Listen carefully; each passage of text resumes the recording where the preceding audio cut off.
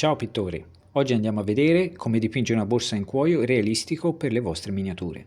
Se volete usare i miei stessi colori e prodotti, la guida e lista PDF passo dopo passo è disponibile sul mio Patreon.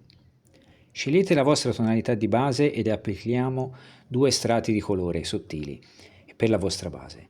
Nel video ho mischiato un marrone scuro assieme ad un marrone rossastro per creare la tonalità di partenza.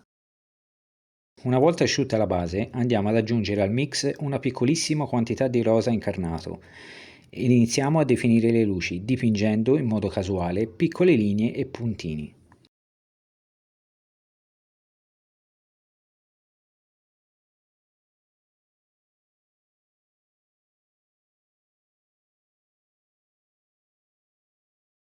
Una volta dipinto il primo strato, ripetiamo la stessa operazione aggiungendo ancora di più color pelle per aumentare gradualmente la luce. Applico questa operazione per almeno 3 tonalità e man mano che andrò a schiarire il mix, aggiungendo sempre più incarnato, dipingerò le stesse linee e puntini su una superficie sempre più piccola sopra quella precedente.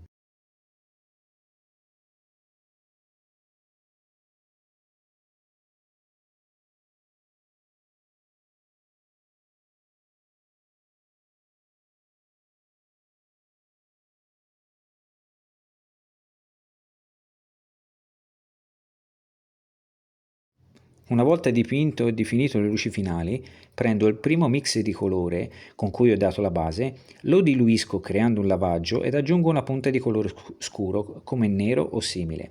Applico il lavaggio su tutta la superficie e lascio asciugare. Una volta asciutto il lavaggio, ripeto una seconda volta concentrandomi ancora di più sulle zone in ombra.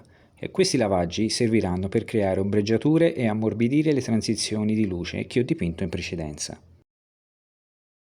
Una volta asciutta, iniziamo con la seconda parte della pittura del cuoio, ripetendo una seconda volta tutto il procedimento che abbiamo fatto fino ad adesso.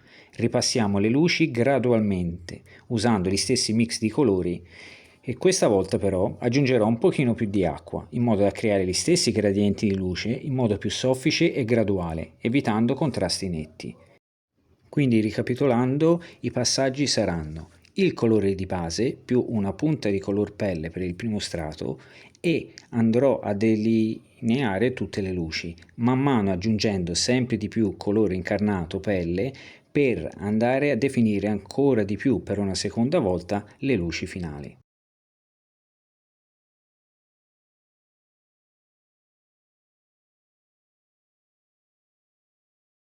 Con questo nuovo passaggio andrò a mischiare il primo procedimento assieme al secondo, avendo varie tonalità di colori con un grande gradiente di luci.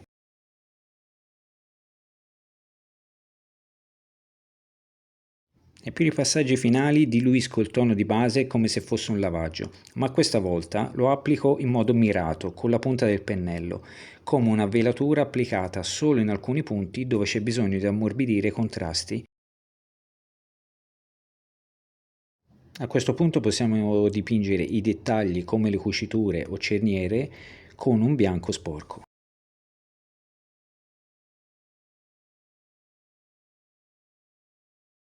Come tocco finale userò un trasparente protettivo satinato, diluito con molta acqua per applicare un leggero velo semitrasparente su tutta la superficie. In questo modo ricreo quella leggera lucentezza che il cuoio pelle ha naturalmente. Ricordate di usare un satinato e non un lucido per non perdere di realismo. Il risultato finale sarà un effetto cuoio avanzato, realistico e di effetto.